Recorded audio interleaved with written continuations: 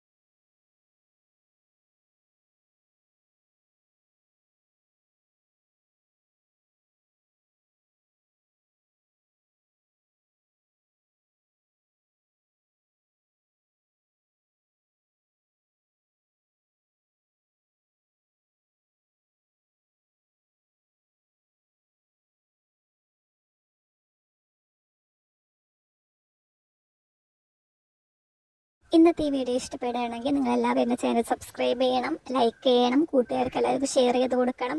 അപ്പോൾ അടുത്ത വീഡിയോ ആയിട്ട് കാണാം. ബൈ.